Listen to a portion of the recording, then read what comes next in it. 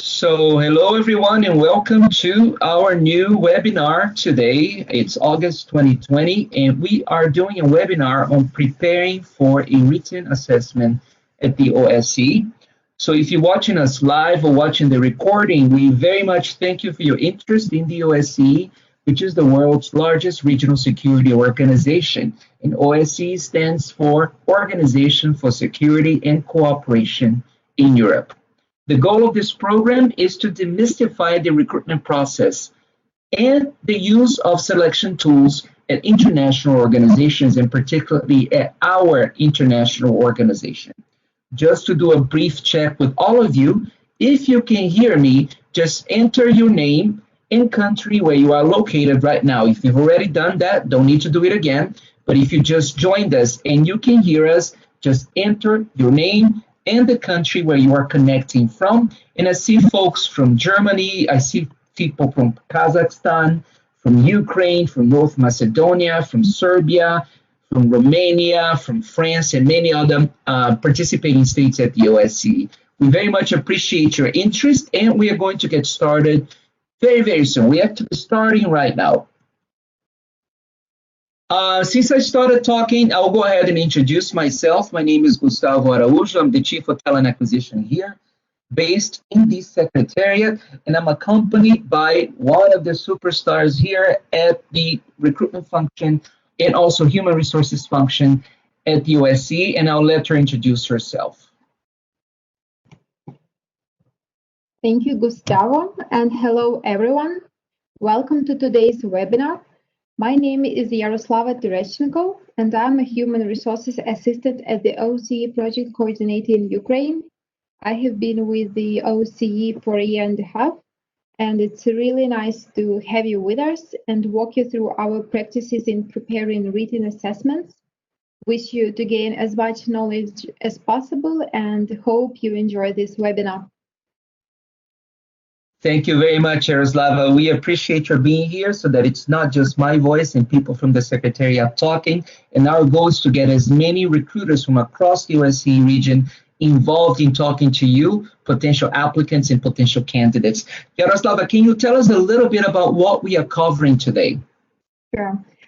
So today we are going to figure out what a written and technical assessment is and how they are used at the OSCE. We are to go through the cases when written technical assessments are used. We'll talk about what kinds of questions are asked, what is the logic behind. We'll cover the information about how we predict the types of questions that may be asked, and we'll do an exercise here. We'll go through the tips how to prepare for a written or technical assessment, and we'll find the way on the best practices tips.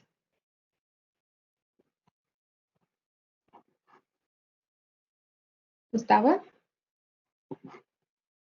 Thank you, Yaroslava. And just jumping in quick, we recommend you get pen and paper as well. And why is that, Yaroslava? Why should they get pen and paper?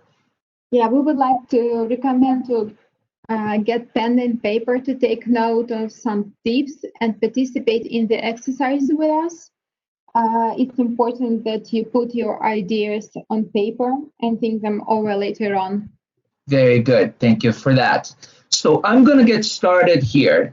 The idea is to figure out what is a written assessment. Pretty much, we all know that the job application process nowadays is becoming extremely complex, and international organizations do make a lot of effort to find candidates for positions. So our goal is to find not only candidates who are technically qualified, but candidates who can fit into the international civil service culture. So that's why candidates today often have to take one or more types of assessments as part of the process. Written assessments may come in a lot of shapes and with different purposes, including but not limited to leadership traits assessments or assessments for emotional intelligence, aptitude, skills, or job-specific assessments, or even technical assessments, which are the types of assessments that we tend to use at the OSCE. And we will be providing some information about that today. Why do we use those assessments? As you can see on the slides here, the OSCE uses a lot of different types of methods to liaise and collect information from the candidates at different steps of the periods of the recruitment process. A lot of research has been conducted over the years to ascertain how well multiple assessment methods can predict performance on the job and fitness for the position. So research has indicated that the use of ability tests such as written assessments or something similar to technical tests or job-specific knowledge tests, when they are done well and as per the job description and as per the needs of the position, they can certainly enhance the predictability of the selection process. And we use this in tandem with other types of selection tools. As you can see in the slides here, skillful and structured interviews are what we do with competency-based interviews.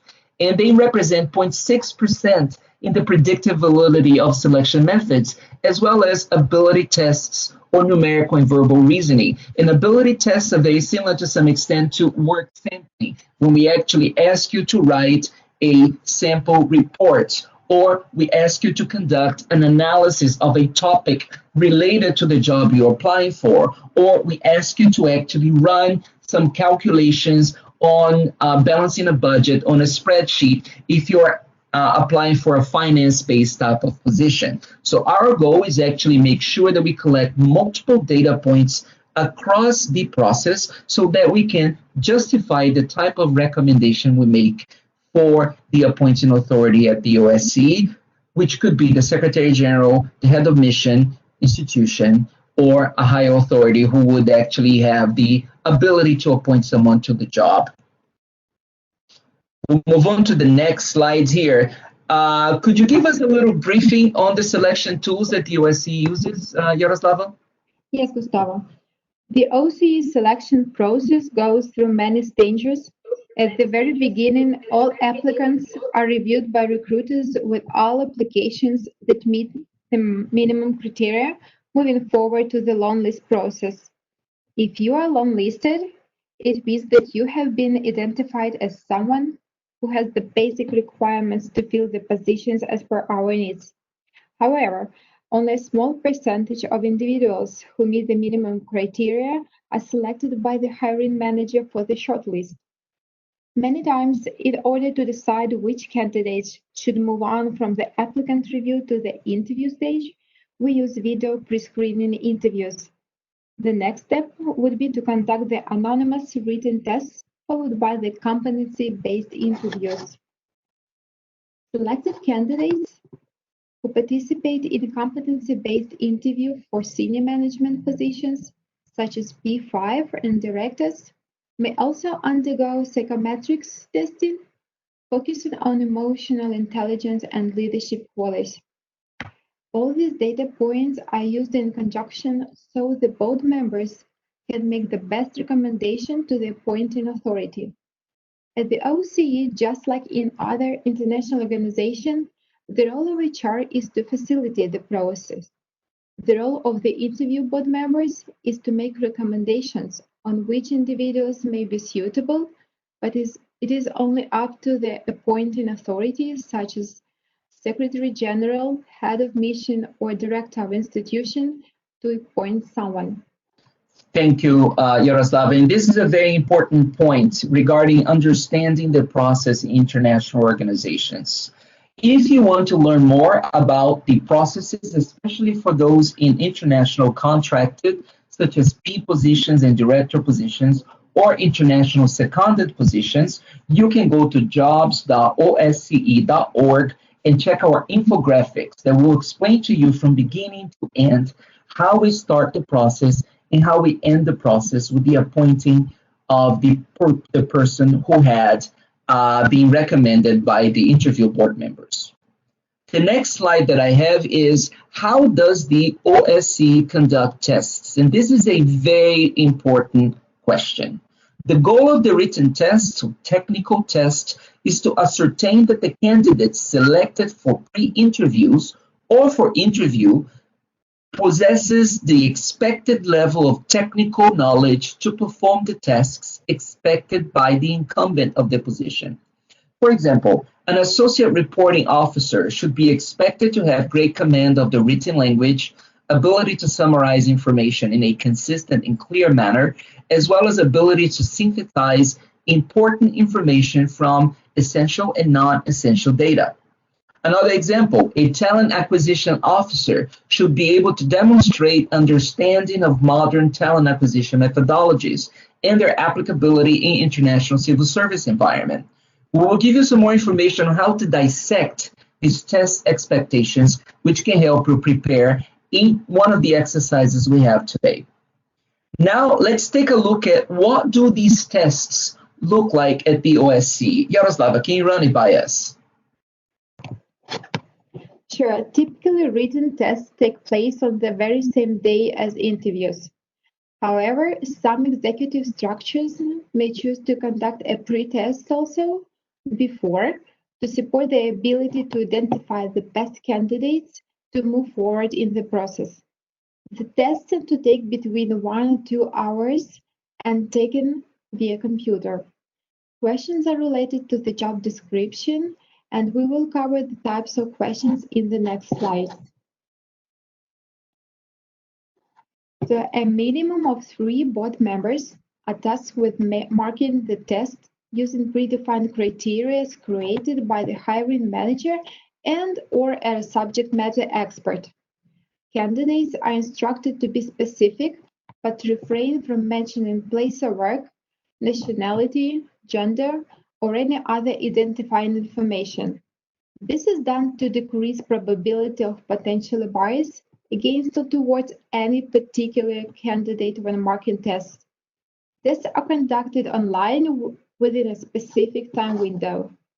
Thank you, Yaroslav. And I do need to refer again to something that's very important.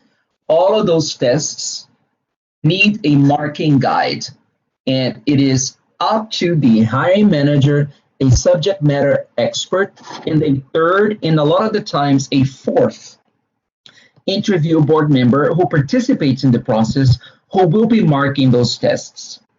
Questions are only related to the job description per se, and they are anonymized, meaning that we ask candidates not to add information that will let us know who they are.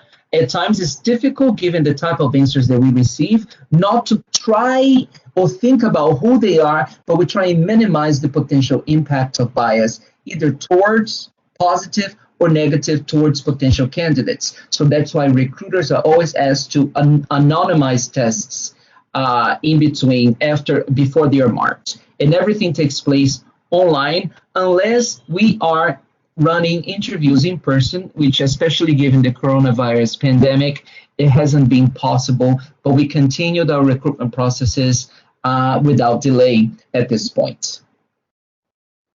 When do the tests take place? Yaroslava referred to that, but I just want to repeat that.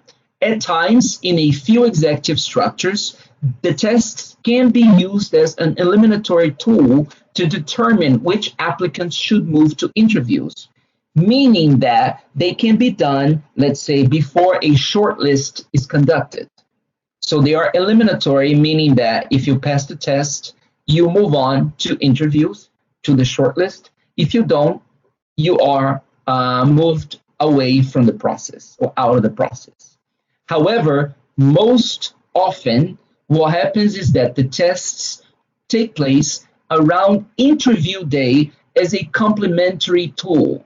We don't rely just on the test results to make recommendations to the appointing authority. The board looks at the entirety of the candidate application, including the forms, including the results from the sonal pre-screening interview, a video pre-screening interview if they happen, including potential pre-tests if they've happened, and including the test that's typically done on the day of the interview, as well as interview results. So you can count a minimum of 3 to 4, sometimes 5 data points that we use across the process to actually ascertain that we select the person who should be the best fit for the position at the time.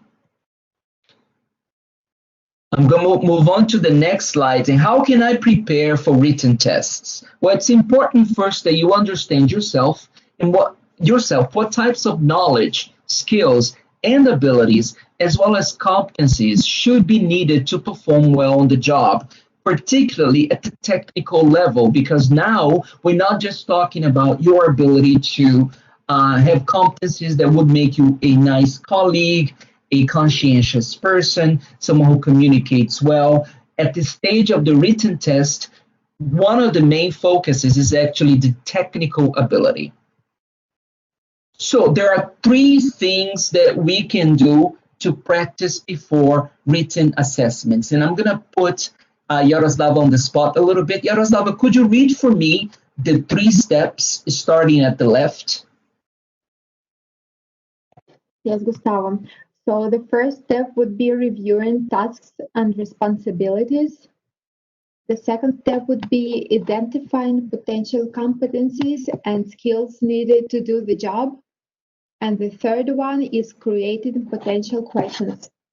Thank you, Yaroslava. And this is what the same kind of method that we actually ask people to follow if they're preparing for interviews themselves. It's not very different in preparing for a written assignment. Before we get into the practice, Yaroslava, can you tell us what kind of questions may be asked? Yes, Gustavo. As you can see on this slide, we may ask questions related to data analysis. It may be scenario analysis or report or project concept writing. The candidates may also be asked to give financial data analysis, solve some case studies, or make a regional or political analysis. Exactly. Also, yeah. Also, that's we okay. notice that this is not exclusive, and the executive structures may also choose some other types of questions. Perfect. Thank you for saying that, Yaroslava. This is not supposed to be an exclusive presentation in which we're talking about we're talking about the most common aspects of the written assessments at the OSCE. So one of the things that we can consider is actually looking at data analysis. So how can I predict the type of questions? If you are applying for a job that relies on analysis of data, and you look at that in the job description, particularly in the tasks and responsibilities or responsibilities assigned to the incumbent, some of the questions you need to ask yourself in advance are the following. Yaroslava, can you give me the 4 questions to the right? Sure. So the first one would be, does the position require data analysis as part of its daily activities? Also, what types of data would be managing or manipulating? The third one would be, what types of reports would you need to write and understand? And the last but not the least, how would you go about assessing relevant data for the job? Perfect. Thank you for that. For example, you could be given, if you are applying for a role such as a chief of fund administration or a analyst of multiple types of data, not just financial, you may be asked something the lines of, in connection with our budget cycle, you have been asked to provide information which can be relevant for assessing budget performance of 3 different units under your supervision. This type of information may include finance, procurement, and asset management. Here's the grid of what you need to consider as outcomes and outputs. How would you assess the data? What would you consider important? And if you are someone who is prepared for the type of role, you would know how to answer these questions. So that's why it's very important that you put yourself in a situation in which you are surprised by the type of questions that may pop up. We're going to go to another type of question. Scenario analysis. If you look at the job description, you can infer that there may be some situations that could be asked of you. And I'll give you a good example of recruitment assistant or recruitment officer. A lot of the times you have to actually, most of the time, process a lot of candidates very, very quickly, deal with a lot of internal stakeholders and external stakeholders, balance urgent needs. Tell me about a scenario in which you have multiple vacancies at high-level stakeholders who need you to take action very quickly. How do you prioritize your tasks? Who do you liaise with? How do you ask for help? Do you ask for help? So you need to consider multiple questions in multiple scenarios based on the type of jobs you are applying for. Yaroslava, can you give us some of the questions to the right? So the first question would be, what types of scenarios are typical while engaged in this type of position?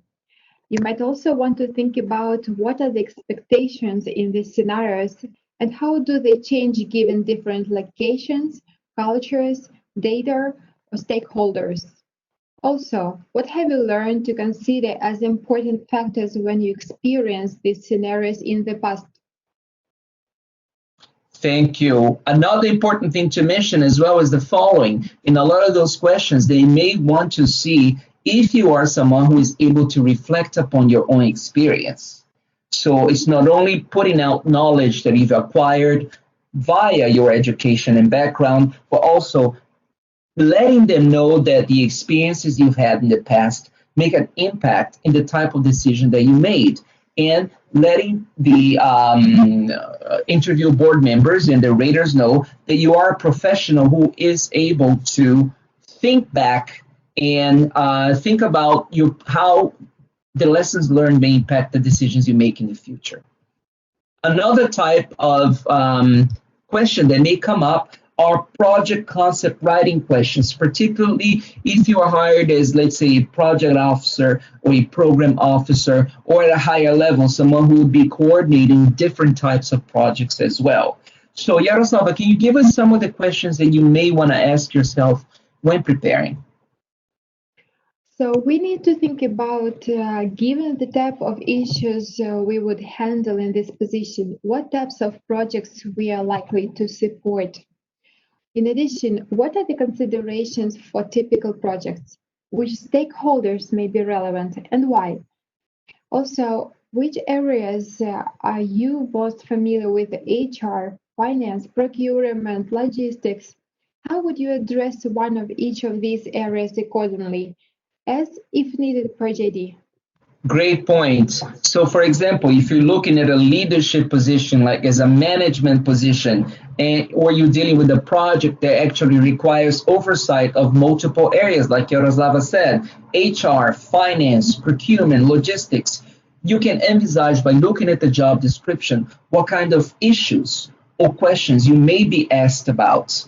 And you need to think in advance exactly, given your past experiences and your knowledge about research and your knowledge about management, how would you answer these questions? Let's go to another potential case, financial data analysis. This is very common, for example, for roles in which you may be asked for roles such as finance officer, finance assistant, procurement officer, associate contracting officer, or any kind of role that may require you to balance budgets and have access to financial information. Could you give us the two questions, Yaroslava? Yes, Gustavo. So the first one would be, what is your understanding of the financial knowledge needed to do well in the position? How about budgeting and monitoring? And the second one would be, how would you assess the data presented in a spreadsheet? What would you consider given your knowledge of the position or scenario? Also, I would like to add, Gustavo, if I may, Of course. JD we were talking about is job description. There was just a question in the notes. I'll check the question right now. I think I may have. Okay. If you do not pass the job specific test, will you get notified?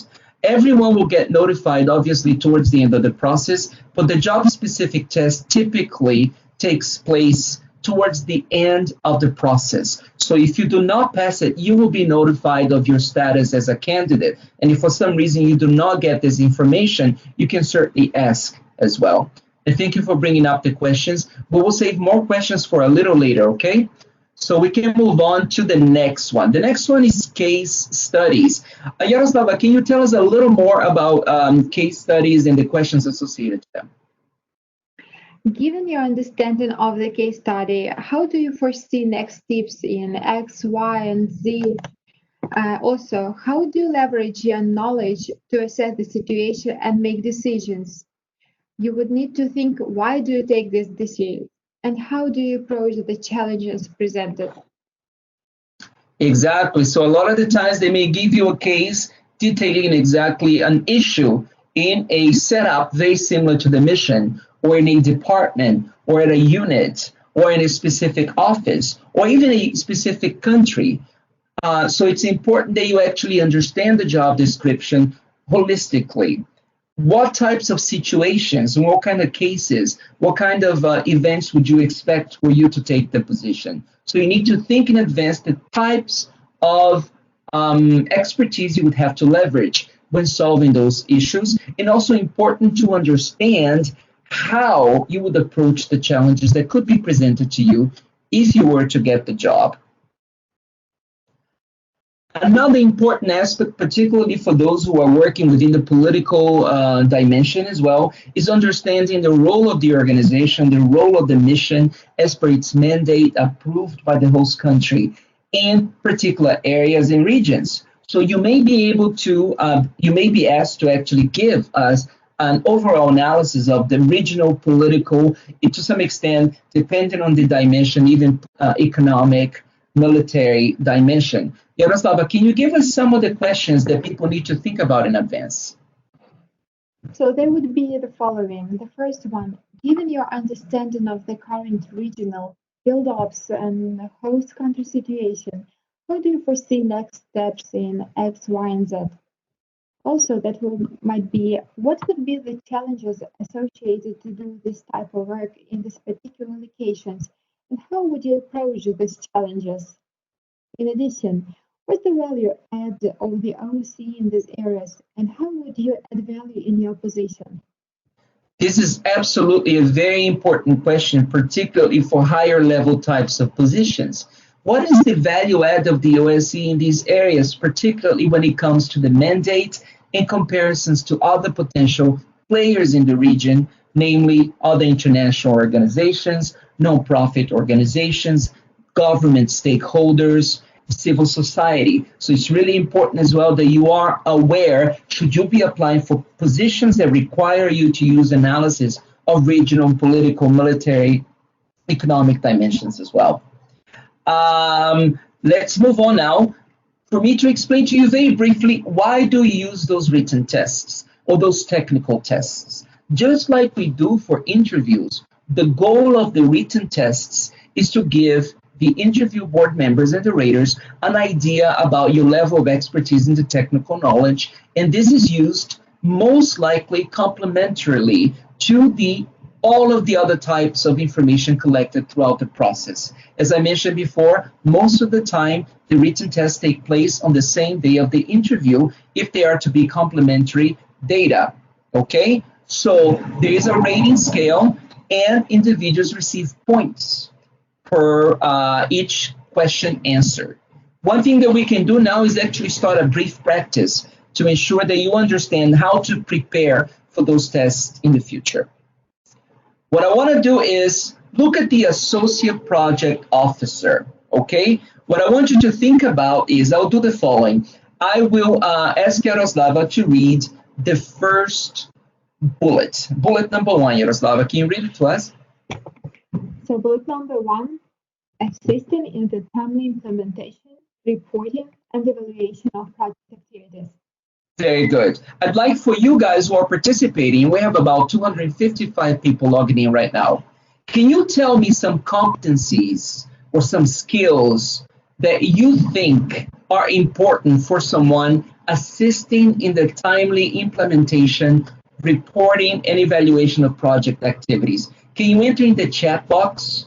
Okay, Miguel, Luis, you said time management. Anybody else can tell me? Accuracy, key performance indicators, wonderful. Planning skills, accountability, organizational skills, fantastic. It's independent work.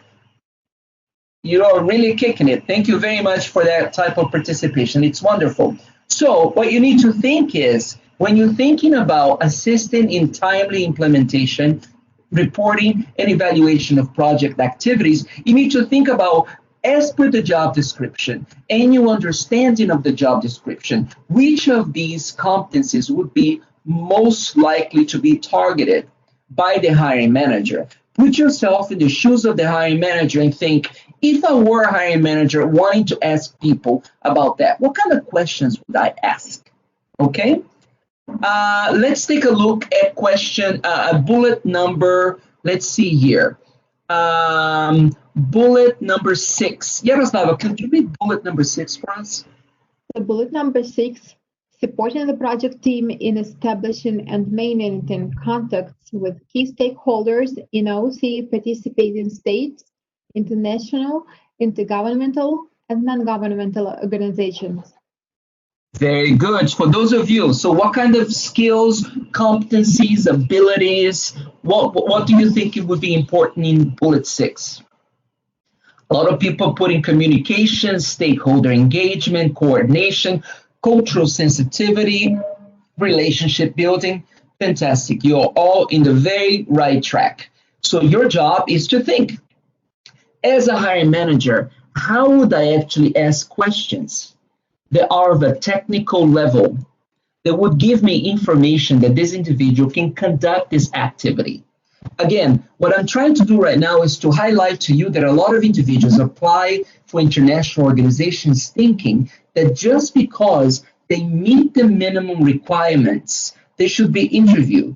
And that's not the case. When you see the requirements or minimum requirements, they're just that, the minimum requirements. What you need to do is to focus on the tasks and responsibilities, assuming that you've already met the minimum requirements, and think to yourself, how do I show the hiring manager that I can do these things? 1, because I have the right background to do them. 2, because I may have done them in the past, and if I have not done them in the past, that I've done similar activities in the past, or that I have the potential to do that well. Okay? So let's move on to further the exercise. But before we do that, I want Yaroslava to remind you again how you would practice before written assessments. Can you read the 3 steps again, Yaroslava? So let's remind the 3 steps. The first one would be reviewing tasks and responsibilities. Then we move on to identifying potential competencies. And the end is creating potential questions. Exactly. And as I mentioned before, this is not different from preparing yourself for an interview. However, for the written technical exam, it's important that instead of just focusing on behaviors, you also focus on the approach, the technical knowledge needed, the types of research you typically engage, and that you are very specific on naming that so that the raters can understand how you would approach the situation. So let's move on now to what activity that we typically recommend people to do. We call this the T exercise. Why is that? Because you can just create a table in which you put the tasks and responsibilities on one side and you think about the potential question.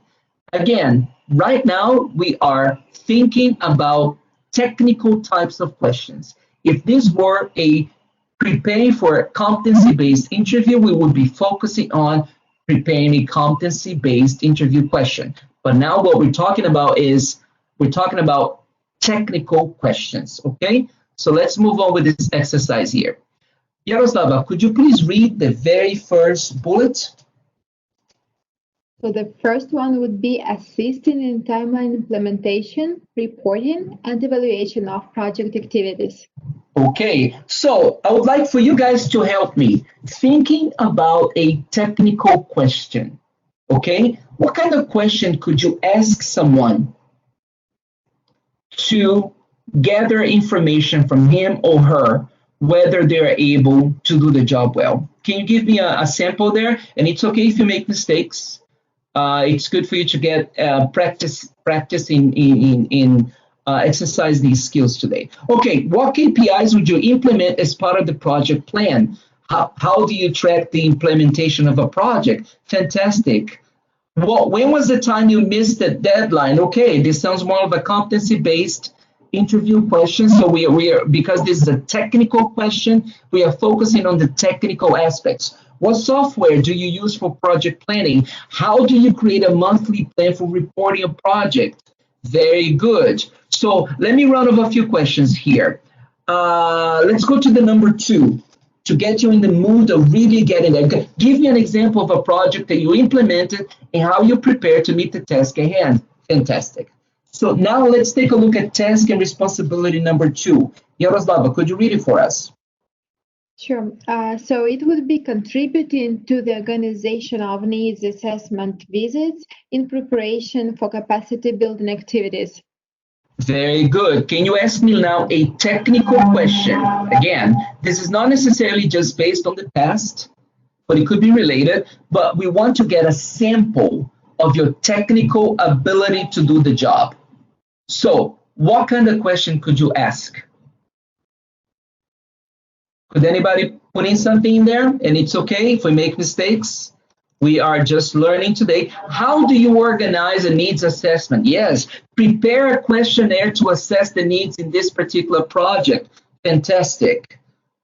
What cross-stakeholder involvement do you think the project needs? Really good. These are technical related. So people who have the technical profile and knowledge and experience would know how to answer these questions. Which are the main needs assessment tools used by international organizations?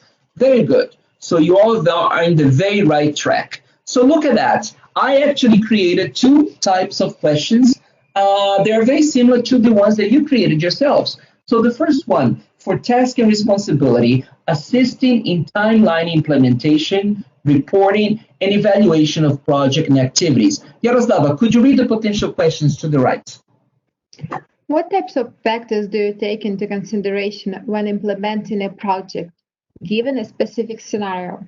Exactly. Sometimes you may be given a scenario. Sometimes they may be giving you just based on your understanding of the job description, but it needs to be reality-based. It's not hypothetical.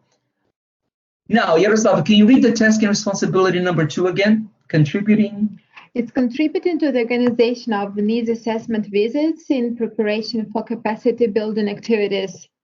And the questions could go like, what steps would you take to develop capacity building activities?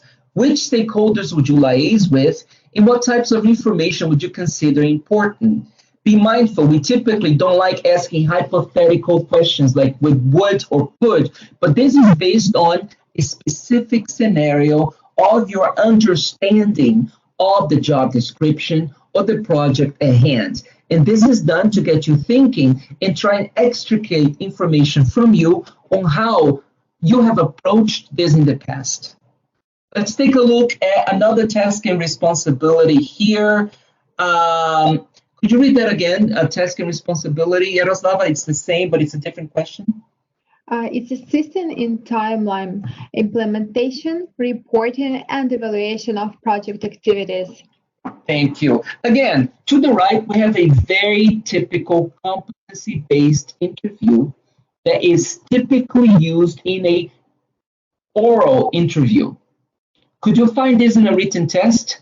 Probably, but this is more likely to show up in an oral interview. Describe your most relevant experience in assisting on a project. What were your responsibilities? How did you add value to the team? Whereas in a written technical test, we could ask something in the lines, given the project at hand, please prepare specific, please let us know the steps that you would take to accomplish X, Y, and Z.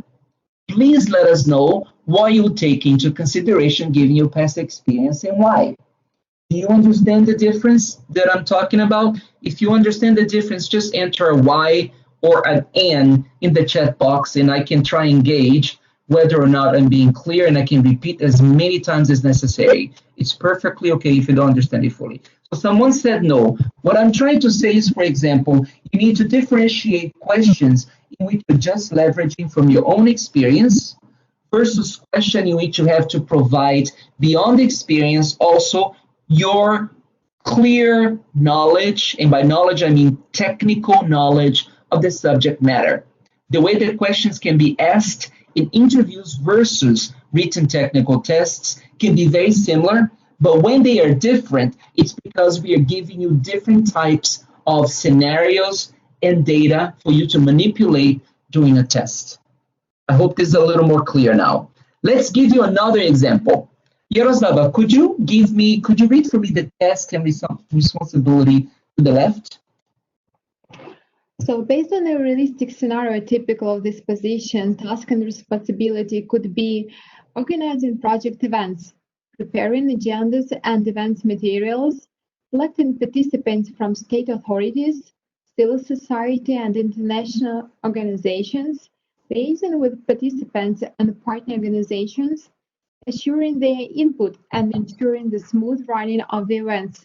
Good. So I'm going to give you guys 15 seconds to look at it again, because sometimes when people read it out to you, we don't really get it. We have to hear it and then we need to read it. I'll give you 15 seconds for you to read again the task and responsibility.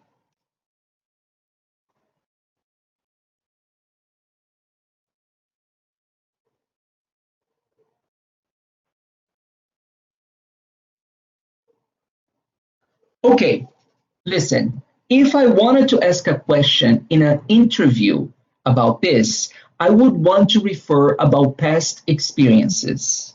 I would do the following. Given your past experiences, can you please let me know of a successful event that you've organized? What did you do? What was your role?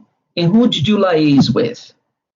So in the interview, I would expect you to give me some examples of preparing agendas or the events materials or selecting participating authorities or partner organizations. On a written test, I could ask something like this, but it's more likely that I would ask something a little more particular about the technical aspect of the job.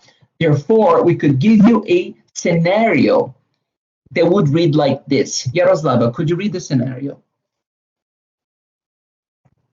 The OSCE is organizing an event in country X involving stakeholders from civil society, government, and NGOs.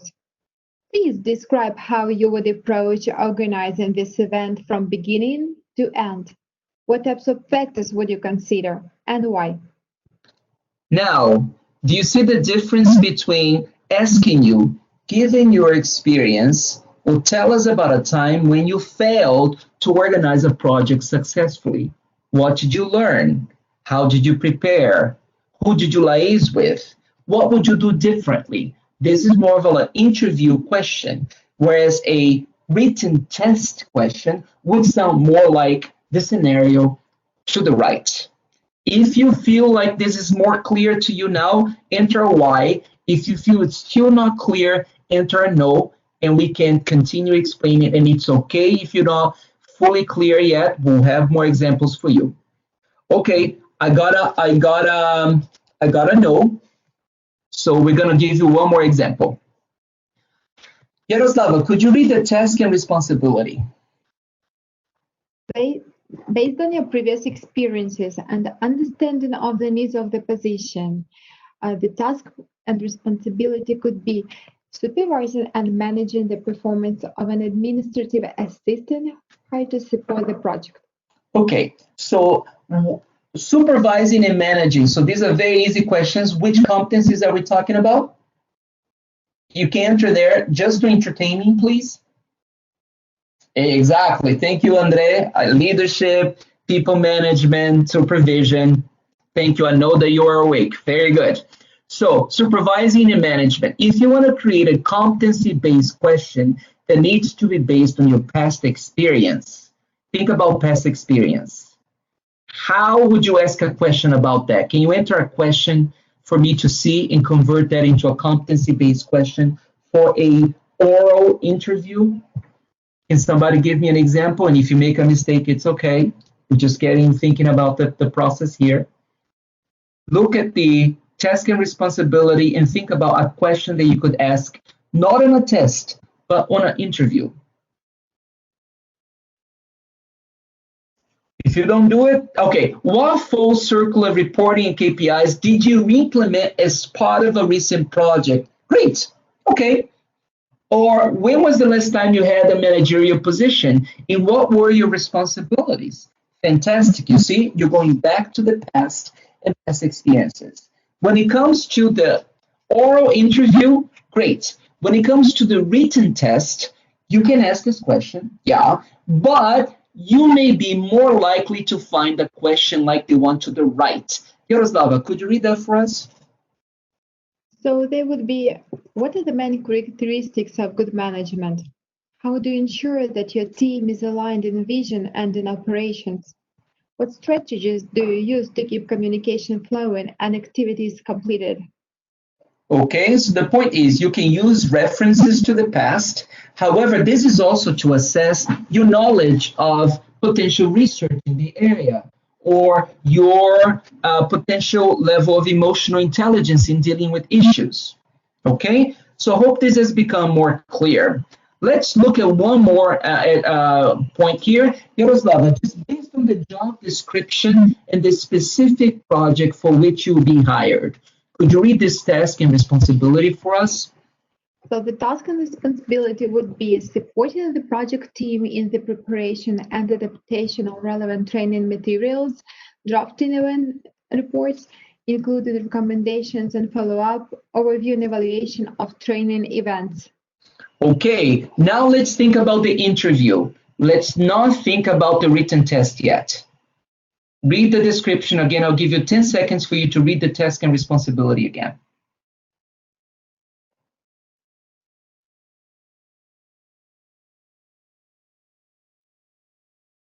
So 10 seconds passed. If we are thinking about the interview in which you want to get information on people's past experience with that task and responsibility, what kind of questions could you ask?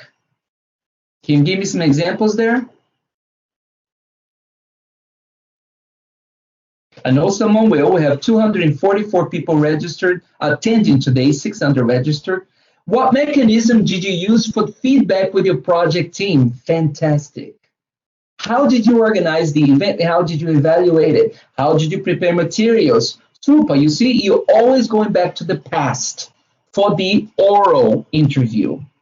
For the technical test, you could go back to the past and request examples, or you could also ask a question like the one here, based on the job description and the specific project described below. Yaroslava, could you read us the question?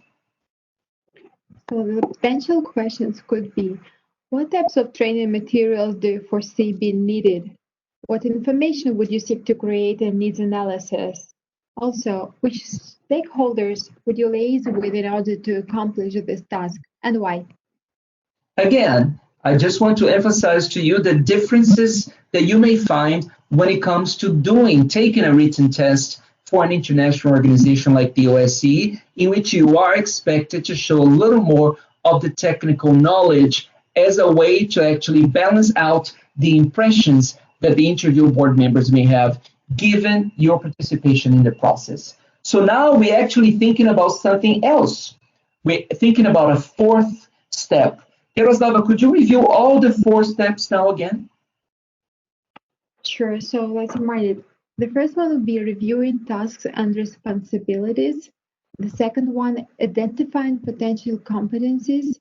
The third one, creating potential questions. And the fourth one, thinking of relevant and genuine examples, given the complexity and level of the position. Very good. One thing that a lot of candidates may actually make a mistake on when they're interviewing, particularly as they're trying to move up the career ladder and getting more managerial roles, or move up from, let's say, an independent contributor to a supervisor, or move up for a little higher task, is actually thinking about relevant examples that address the complexity and the level of the position. Sometimes you may give a beautiful answer when it comes to the situation, the task, the action, and the results in your oral competency-based interviews. But if you're applying for a P5 and you give us an example at the level of P2 or P3, it may not necessarily convince the stakeholders that you have the correct experience at that particular time. So on the written test case, it's also very important that you address technical information at a level that's expected of someone who would be at that particular position.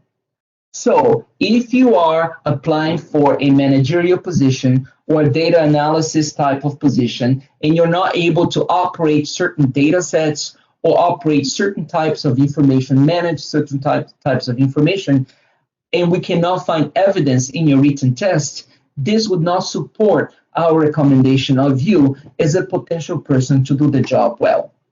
Okay? We are getting close to the end of the webinar, but I would like to see if we have questions that we could ask, check from you in the after the webinar. I have a question here from Andre, and the question goes like, let me see here. I think I actually made. Sorry, we actually. Okay, if I may, for a written test, you work mostly in hypothetical situation, whereas for interview, you use the past example. Well, it's not necessarily the best summary for it. It's not just it's hypothetical for a written test. I'm saying that in the written test, we want to hear how you can show us that you have technical knowledge.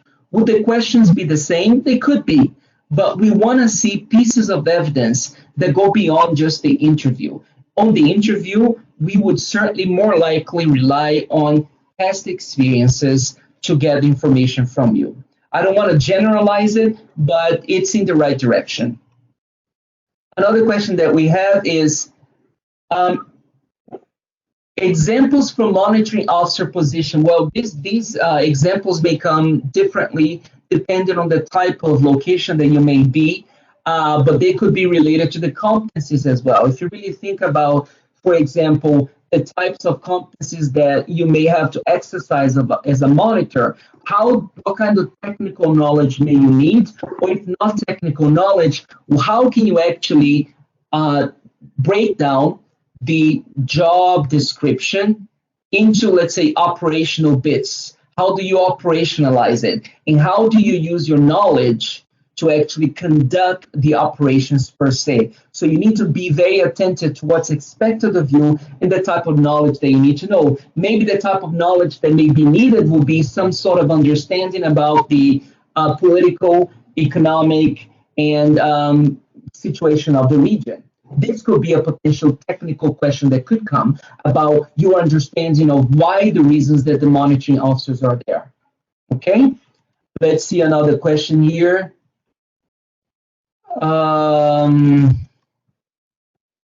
Okay, let me see here. How are the answers to these questions evaluated? Is there a model to answer which the recruits compare them to? Good question. There's always a key that's answered by the hiring manager or a subject matter expert in advance.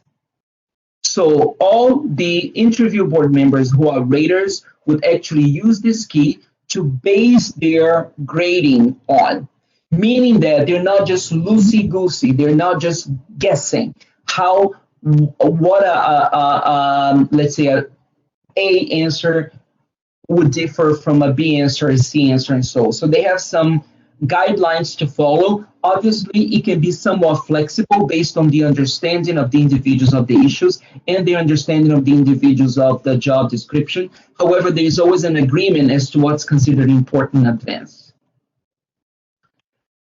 Let's go to two more questions and then we'll finish.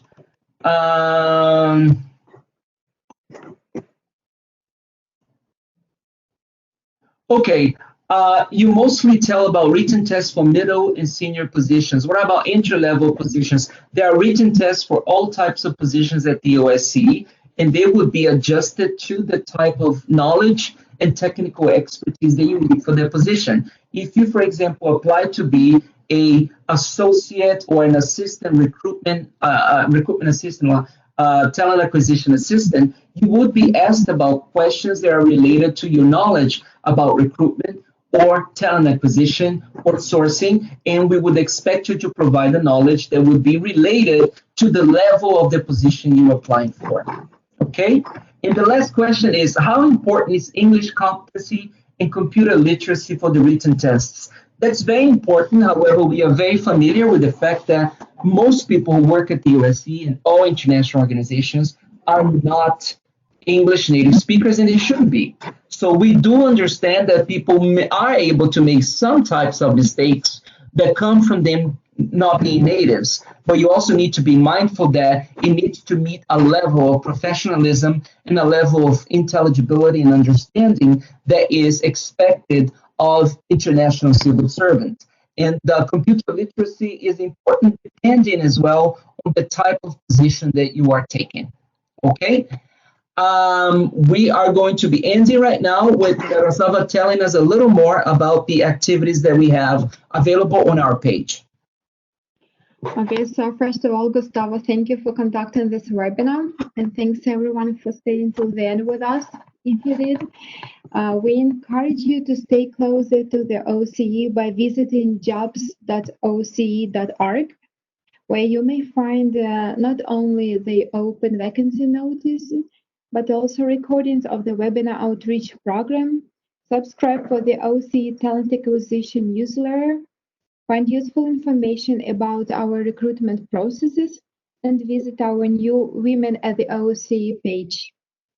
The OSCE recruiters periodically share relevant articles, news, application tips, and information on upcoming opportunities at the OSCE.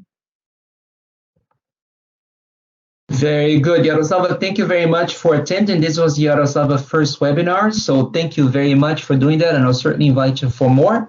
But I'd like to, we've already covered the questions today, so I just want to end with saying we do have a talent acquisition newsletter every month, and you can subscribe by going to jobs.osce.org, and you can get information on how to prepare. And the talent acquisition this month focuses on written assessments, and it has 2 videos and a few articles that are relevant to that. So for those of you who's been following us since the beginning, we appreciate it. And please visit jobs.osce.org for more, and have a great rest of the day. Bye-bye.